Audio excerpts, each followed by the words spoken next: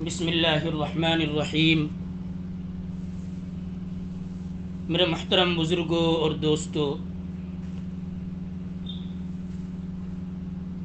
اسلام کے 5 بنیادی ارکان میں سے ایمان اور نماز کے بعد سب سے بڑا اور اہم رکن زکوٰۃ ہے۔ یہ ایسا مالی فریضہ ہے اور پاکیزہ عبادت ہے جو تقریباً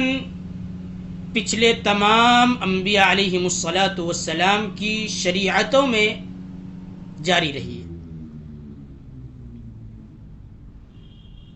اور نبی آخر الزماں سید المرسلین شفیع المذنبین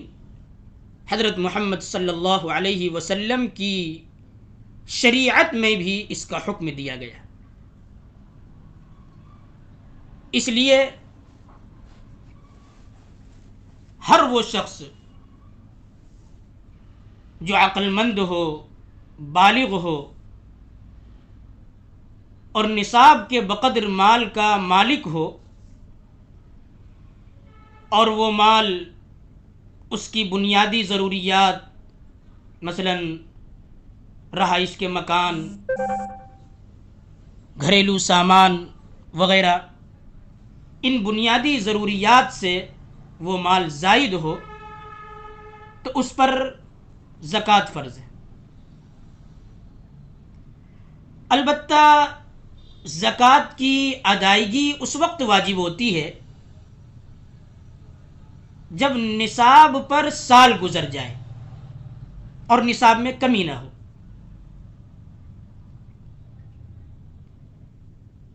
اگر نصاب میں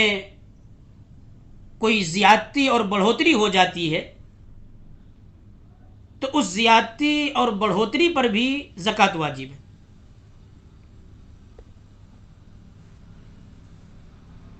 قرآن کریم اور احادیث مبارکہ میں جہاں زکوٰۃ ادا کرنے کے بے شمار فضائل اور برکات بتائے گئے ہیں، مثلا یہ کہ زکوٰۃ ادا کرنا اللہ کی رحمت کا باعث ہے، زکوٰۃ ادا کرنے سے مال و دولت میں اضافہ ہوتا ہے، زکوٰۃ انسانوں کو گناہوں سے پاک کر دیتی ہے اور جنت میں داخلے اور جہنم سے دوری کا ذریعہ ہے، زکوٰۃ اللہ کے غضب اور ناراضگی سے بچاتی ہے، زکوٰۃ کی ادائیگی سے اللہ کی خوشنودی حاصل ہوتی ہے۔ ان کے علاوہ بھی بے شمار فضائل اور فوائد قرآن و احادیث میں بیان کیے گئے ہیں۔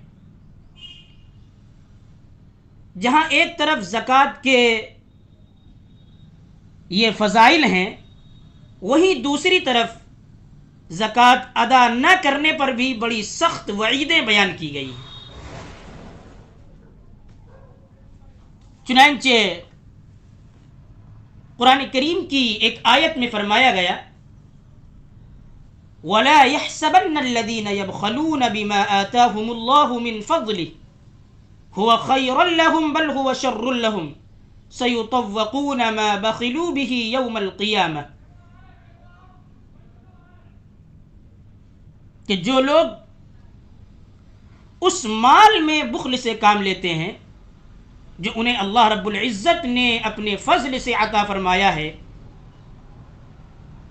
وہ یہ ہرگز نہ سمجھیں کہ یہ ان کے لیے کوئی اچھی بات ہے، بلکہ اس کے برعکس یہ ان کے حق میں بہت ہی بری بات ہے۔ جس مال میں انہوں نے بخل سے کام لیا ہوگا، قیامت کے دن وہ ان کے گلے میں طوق بنا دیا جائے گا۔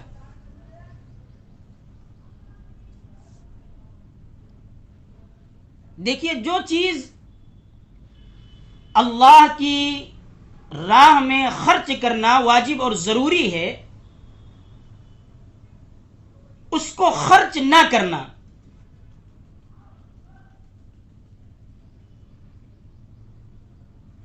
یہ شریعت کی نگاہ میں بخل کہلاتا ہے، اور بخل حرام ہے، اور اس پر جہنم کی سخت وعید ہے۔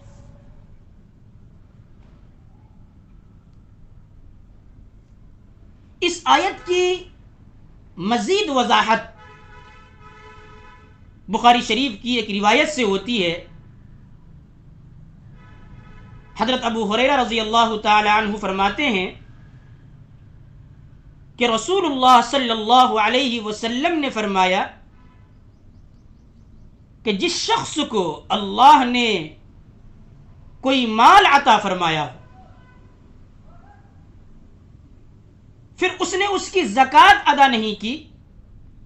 تو قیامت کے دن وہ مال اس آدمی کے سامنے ایسے زہریلے ناگ کی شکل میں آئے گا، سانپ اور ناگ کی شکل میں آئے گا، جس کے انتہائی زہریلے پن سے اس کے سر کے بال جھڑ گئے ہوں گے۔ پھر وہ سانپ اس کے دونوں جبڑوں کو پکڑے گا اور ڈسے گا، کاٹے گا، اور یہ کہے گا کہ میں ہی تیرا مال ہوں، میں ہی تیرا خزانہ ہوں۔ پھر رسول اللہ صلی اللہ علیہ وسلم نے قرآن کریم کی یہ آیت وَلَا يَحْسَبَنَّ الَّذِينَ يَبْخَلُونَ بِمَا آتَاهُمُ اللَّهُ تلاوت فرمائی۔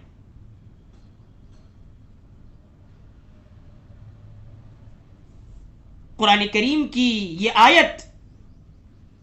اور حدیث یہ بتا رہی ہے کہ دنیا میں جس مال کی محبت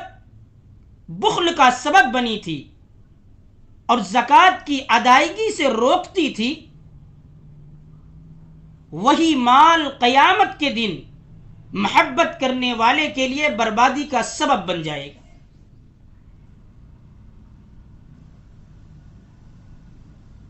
اسی طرح ایک دوسری آیت میں فرمایا گیا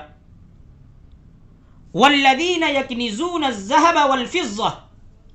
وَلَا يُنْفِقُونَهَا فِي سَبِيلِ اللَّهِ فَبَشِّرْهُمْ بِعَذَابٍ عَلِيمٍ يَوْمَ يُحْمَى عَلَيْهَا فِي نَارِ جَهَنَّمَ فَتُكْوَى بِهَا جِبَاهُهُمْ وَجُنُوبُهُمْ وَظُهُورُهُمْ هَذَا مَا كَنَزْتُمْ لِأَنفُسِكُمْ فَذُوقُوا مَا كُنْتُمْ تَكْنِزُونَ۔ اللہ رب العزت ارشاد فرماتے ہیں کہ جو لوگ سونا اور چاندی جمع کر کے رکھتے ہیں اور اس کو اللہ کے راستے میں خرچ نہیں کرتے، تو آپ ان کو بڑے دردناک عذاب کی خوشخبری سنا دیجیے۔ اور یہ دردناک عذاب اس دن ہوگا جس دن اس کی جمع کردہ دولت کو دوزخ کی آگ میں تپایا جائے گا، پھر اس سے ان لوگوں کی پیشانیوں کو، ان کے پہلوؤں کو، ان کی کروٹوں کو اور ان کی پیٹھ کو داغا جائے گا، اور یہ کہا جائے گا کہ یہ وہی مال و دولت ہے جس کو تم نے اپنے واسطے جمع کر کے رکھا تھا، تو اب اپنے جمع کرنے کا مزہ چکھو۔ اس آیت سے یہ بات معلوم ہوتی ہے کہ زکوٰۃ نہ دینے والے کو اسی مال سے عذاب دیا جائے گا جس سے وہ دنیا میں محبت کرتا تھا اور زکوٰۃ ادا نہیں کرتا تھا۔ پھر اس آیت میں خصوصی طور پر 3 اعضاء، جبڑوں، پہلوؤں اور پیٹھوں کو داغنے کا ذکر کیا گیا۔ اس سے یا تو یہ مراد ہے کہ قیامت کے دن زکوٰۃ ادا نہ کرنے والوں کے پورے جسم کو داغا جائے گا، جیسا کہ بعض روایت سے اس کی طرف اشارہ ملتا ہے، یا پھر خصوصی طور پر ان 3 اعضاء کا ذکر اس لیے کیا گیا کہ بخیل آدمی جو اپنا سرمایہ اللہ کی راہ میں خرچ نہیں کرتا، جب کوئی سائل اس کے پاس آتا ہے، کوئی زکوٰۃ کا طلبگار اس کے سامنے آتا ہے، تو اس کو دیکھ کر سب سے پہلے اس کی پیشانی پر شکن اور بل آتے ہیں، سب سے پہلے چہرے ہی پر ناگواری ظاہر ہوتی۔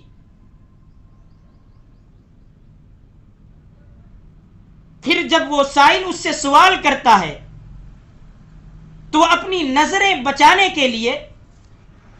اپنا پہلو بدلنا شروع کرتا ہے، دائیں بائیں مڑنا چاہتا ہے۔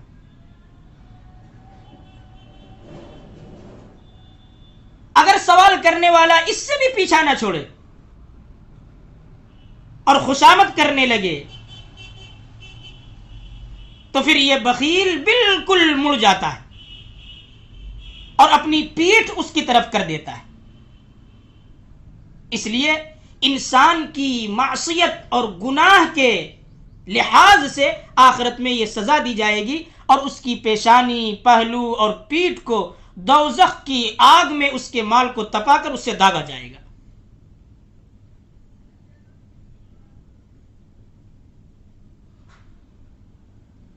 اس آیت میں وَلَا يُنْفِقُونَهَا کا لفظ سے اس طرف اشارہ ہے کہ جو لوگ ضرورت کے بقدر مال اللہ کی راہ میں خرچ کرتے ہیں، جو لوگ اپنے مال کی زکوٰۃ ادا کر دیتے ہیں،